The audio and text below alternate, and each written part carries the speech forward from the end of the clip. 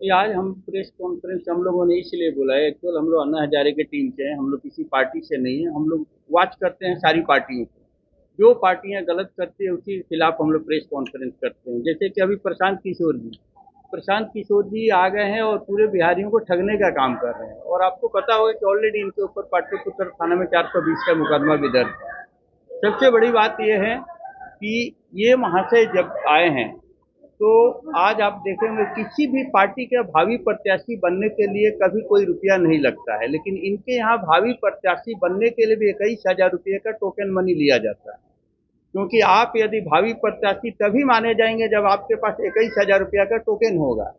जबकि बताइए, कहीं आज तक किसी पार्टी में ऐसा नहीं है। कोई भी सदस्य और भावी प्रत्याशी लिख सकता है, लेकिन इस पार्टी में नहीं लिखता। दूसरी तरफ लोगों को जो ठगने का काम किया जा रहा है कि लोगों को इसलिए ठगा जा रहा है लोगों को कि अब जो लोग हैं ये भोले भाले हैं। हमारे बिहार के लोग इस सदस्य जब बन नहीं रहे थे तो इन लोगों के लिए एक प्रलोभन कार्ड हम बोलते हैं इसको, ये क्या किए हैं, परिवार कार्ड बना रहे हैं, जिससे कि बोल रहे हैं कि अभी हमारे पास तो कुछ महिलाएं हैं, इनका कहना है कि परिवार कार्ड जो बना है उसी के एवज में 10 रुपये हम ले रहे हैं, जबकि ये सदस्यता शुल्क के नाम पर नहीं इनको कोई जुड़ रहा है, तो बस उसी को ऐड कर रहे हैं। दूसरी चीज देखिए, ये व्यक्ति खुलेआम, मैं सब बिहारी भाइयों से आग्रह करूंगा कि 15 लाख रुपया का आप लोगों ने सुना हुआ कि 15 लाख रुपया खाता में आया कि नहीं आया। ये जब खुद प्रशांत किशोर जी बोलते हैं कि हमने ही उनको लिख के दिया कि मोतिहारी का चीनी मिल का, और मैं ही उनका भाषण लिखता था, तो इसका मतलब है कि 2014 में 15 लाख रुपया जो था आपने ही मोदी जी को लिख के दिया था कि बोलिए कि हर खाते में आ जाएगा, क्योंकि आपका तो कोई चरित्र नहीं है, आपका कोई सच्चाई आपके पास नहीं है। कैसे भी करके हमको एन केन पर करने, हमको सत्ता में आना, मतलब हमको जिताना है। अब हम बिहारी भाइयों से आग्रह करेंगे कि ये जो एक 15 लाख रुपया वाला जो ठगेरा है वो बिहार के अंदर घूम रहा है, इसको जहां जा रहा है वहीं पकड़िए और बोलिए कि 15 लाख रुपया दो। दूसरी चीज, आपको भी पता होगा कि अघोषित मुख्यमंत्री रहे हैं बिहार का पौने 2 साल, 2018 से लेकर के ये साहब 16 अक्टूबर 2018 से लेकर के 28 जनवरी 2020 तक ये बिहार के अघोषित मुख्यमंत्री रहे हैं। और ये खुलेआम घूम घूम के कह रहे हैं कि मोदी जी ने कहा था आज तक चीनी मिल बनी, आज तक चीनी मिल चालू नहीं हुआ। हमारा कहने का मतलब है कि ठीक है, तो वो तो 2014-15 में कह के गए थे। साहब, आपको नीतीश जी ने 2020 में अघोषित मुख्यमंत्री पावर दे के रखा, आपने उस चीनी मिल को चालू क्यों नहीं करवाया? यानी कि आप फिर से ठगने का काम कर रहे हैं। ये बात जनता को बता रहे, जनता को मैं इसीलिए आज प्रेस कॉन्फ्रेंस कर रहा हूँ कि जनता को पता चले कि ये जो व्यक्ति पौने 2 साल में बिहार के अंदर में एक पान दुकान नहीं लगा पाया, ये आदमी जीत के आएगा तो क्या करेगा। दूसरा देखिए, सीडी रेशियो, हर जगह सुने होंगे कि बैंकों का लोन देने का रेशियो बहुत कम है। ये सीडी रेशियो क्या है? सीडी रेशियो बैंक इनका देखिए, ये हर मंच से कहते हैं कि 45% सीडी रेशियो है, हमारी सरकार आएगी तो हम 100% करा देंगे। तो ये आदमी महा अनपढ़ है। देखिए, कॉपी किताबें ज्यादा पढ़े, हम लोग कैसे बिहारी हमारे भरम में कहाँ खा जाते हैं कि हम उतरते बोले हम पहले अमेरिका में थे, लंदन में थे, सब जगह थे, 2 लाइन इंग्लिश बोले, बस बिहारी बेचारा प्रभावित हो जाता है, वो कुछ चेक नहीं करता है। प्रशांत किशोर जी वही काम कर रहे हैं, पहले मंच पर जाते हैं तो बोलते हैं कि हम अमेरिका में ही थे, यूनेस्को में ही थे, ये सब अपना कहते हैं, जिससे कि आज आप खुद अपने गूगल पर सर्च कीजिए, सीडी रेशियो प्रशांत जी कहते हैं कि 45% बिहारियों को मिल रहा है, और हम बोलते हैं गूगल मारिए 56.67% मिल रहा है। तो आप बताइए कि ये जो फैसला है ये कितना गलत हमारे बिहार के लोगों को गुमराह किया जा रहा है। शराबबंदी बताइए, जब एक 3,144 करोड़ 2016 में बिहार का जब था, और यूपी का था 18,444 करोड़, तो जब यूपी का बढ़कर के अभी कितना हुआ, राजस्व शराब से 50,000 करोड़, 2.5 गुना बढ़ा। हमारा 3,144 करोड़ से 20,000 करोड़ हो गए। कौन स्टाइल में बात कर रहे हैं? इसका मतलब क्या हुआ कि हमारा 3,000 से बहुत होगा, तीन बार बढ़ेगा तो हमारा 9,000 करोड़ होगा। 9,000 करोड़ होने के बजाय ये आदमी झूठ पड़ोसना शुरू कर दिया 20,000 करोड़। ये 20,000 करोड़ आएगा कैसे? मिड डे मील जो होता है उसमें अब बच्चों को खाना के बाद में हर बच्चे को एक एक बोतल दारू देंगे प्रशांत किशोर जी, तब ना हमारा 20,000 करोड़ आएगा। पानी कम और दारू का बोतल देना पड़ेगा। तो प्रशांत जी के इसी चीज का भंडाफोड़ करने के लिए कि हम किसी को ठगने नहीं देंगे। दूसरी चीज, आपको अभी हम बताए कि नहीं बताए, ये तेजस्वी यादव, तेजस्वी यादव को लिए जब 2014-15 वाला जब महागठबंधन का प्रचार कर रहे थे तो तेजस्वी यादव उस समय ऑक्सफोर्ड यूनिवर्सिटी टॉपर थे प्रशांत जी के नजरों में। 10 साल बाद प्रशांत जी को याद आ गया, अरे ये तो नौवीं फेल है।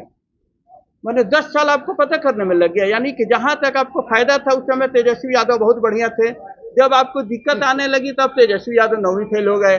दूसरा देखिए, ये जब अघोषित मुख्यमंत्री जो 2 साल रहे हैं, उस 2.25 साल के दरमियान मंगल पांडे के साथ काम किए।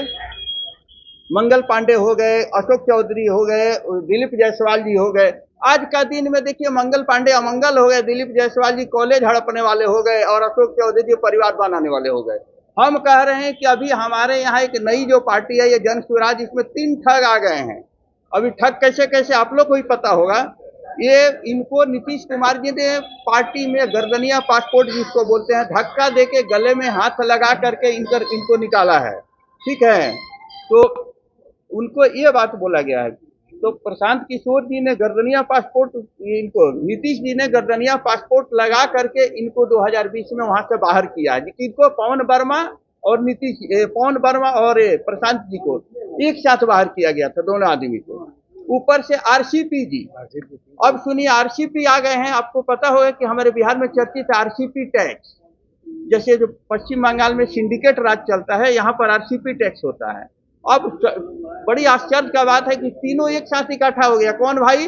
प्रशांत किशोर जी पार्टी के सुप्रीमो, पवन वर्मा हो गए महासचिव और आरसीपी जी सब कुछ हो। यानी कि गलती से यदि ये लोग आ गए सत्ता में तो लूटने का पूरा अपना जो मशीनरी ये लोग पहले से ही इस्तेमाल कर रहे हैं, क्योंकि आरसीपी जी इसमें तो माहिर है। हम नहीं कह रहे हैं, पूरा बिहार की जनता कह रही थी। तो अब इस पार्टी का क्या होगा जिस पार्टी में, और आप देख रहे हैं कि रिटायर आईएएस, अरे भैया जो अपने जीवन काल में कुछ कर नहीं पाया वो रिटायर होकर क्या करेगा? जब उसके पास पावर थी तो बिहार के लिए कुछ किया। इनके पास जितने आईएएस, मैं चैलेंज के साथ कहता हूँ, इन आईएएसओ ने कभी बिहारियों को एक कप अपने ऑफिस में चाय बुला के पिलाया है? नहीं पिलाया। क्यों? क्योंकि उनको ईगो में लगती थी। और आज का दिन में आए हैं बिहार के अंदर में, क्योंकि अब वो रिटायर कर गए। अब उनके बीवी बच्चे जो भी है ना घर में डिस्टर्ब करते हैं, तो चलो एक बिहारी बेवकूफ है ही, बिहारियों को बेवकूफ समझ करके पार्टी कार्यालय में बैठ जा रहे हैं, चाय पानी मिल ही जा रही है, और जीत जाएंगे तो फिर मंत्रालय मिल जाएगा। इसी चक्कर में लोग घूम रहे हैं। तो हम सभी लोगों से निवेदन करेंगे कि जो रिटायर आदमी आपके यहाँ जाकर मंच से बोलता है कि मैंने विदेश सेवा में हई किया हऊ किया, पूछिए कि अरे भाई वो छोड़ो ना, तुम बिहार में कम से कम एगो कुआं खोदवाया? आप इतना ही पूछिए कि बिहार में कोई कुआं खोदवाए हो आज तक? तुम आईएएस हो गए, आईपीएस तुम तो अपने घर के लिए हुए, और फिर तुम वही धंधेबाजी में आ गए हो यहाँ पर, ताकि बिहारी ठगे जाए, कैसे भी करके वसूली करे। देखिएगा यदि इन लोग को मौका मिल गया ना, गलती से इनके पास 4 एमएलए भी आ गए, 2 एमएलए भी, 1 भी आ गए, तो ये वही काम करेंगे। जैसे आपको एक मेरी बात कहने में खराब लगेगी, तवाइफ जो होती है ना, अब बोलने में, अब पहले महिलाएं थी तो हम बोल नहीं पा रहे थे, तवाइफ जब होती है, जब उसका धंधा मंदा पड़ जाता है तो उसी बाजार में रेड लाइट में अपना फर्स्ट क्लास का एगो पान दुकान खोल लेती है। और पान दुकान खोल के क्या करती है? दलाली करती है। उसी दलाली से फिर उसका बुढ़ापा कट जाता है। तो प्रशांत जी को क्या बोला जाए?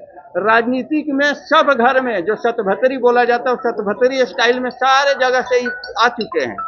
अब इनके पास क्या है कि जब सारे सतभतरी स्टाइल में आ गए हैं तो अब ये वो पान दुकान खोलने आए हैं। कैसे? उन्हीं लोग के तरह। अब ये बिहार में जन स्वराज नामक पान दुकान खोलेंगे, एक भी सीट आ जाएगी तो कभी जो पार्टी के रहेगी उससे खाली बार्गेनिंग करेंगे। तो ये दलाली हम बिहारियों को आग्रह माने सजग करने के लिए हम आए हैं, क्योंकि खुल करके कोई बोलता नहीं है और हम लोग खुल करके बोल रहे हैं कि आदमी ठग है। यदि ठग नहीं है तो पूछिए कि चीनी मिल 2 साल में काहे नहीं तुम बनवा दिए, चालू करा दिए? 10 साल ना तुमको नीतीश जी ने तुमको मुख्यमंत्री बनाकर, आपको पता होगा सुधीर राकेश एक आईएएस थे, इसके डर से वो बेचारे रिजाइन देकर चले गए। यानी वो आदमी चाहता तो बहुत कुछ बना सकता था। कभी उसने चर्चा किया कि बिहार में हमारा 16 गो टीम रिक्शा? आप लोग सड़कों पर भी करिएगा, प्रशांत किशोर के खिलाफ आंदोलन कीजिएगा। देखिए हम लोग, सबसे बड़ी बात क्या है कि अभी का जो समय है, हम लोगों ने अपने समयानुसार 7 कानून अभी तक हम लोग बनवा चुके हैं। तो उसके लिए ना हमको एमएलए बनना पड़ा, ना एमपी बनना पड़ा, ना कभी चुनाव में जाना पड़ा। भूमि अधिग्रहण बिल, land acquisition, right to reject, जो नोटा जो अभी लगा, नोटा में पहले बटन नहीं होता था, पहले 49 वो फॉर्म आती थी, उसको हम लोगों ने लड़ करके नोटा का बटन बनवाया। सिटीजन चार्टर, तो और बहुत सारे कानून हम लोगों ने 7-8 कानून बनवाए, जिसके लिए हमें एमएलए एमपी बनने की जरूरत नहीं पड़ी।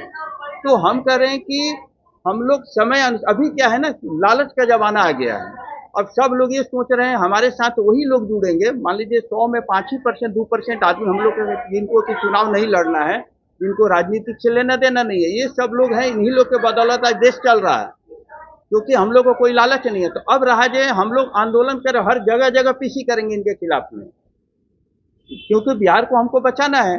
अन्ना जी है तो पूरा नेशन वाइड जो भी करते हैं, लेकिन उनका कहना है कि बिहार के लिए जो भी तुमको करना है ये तुम करोगे।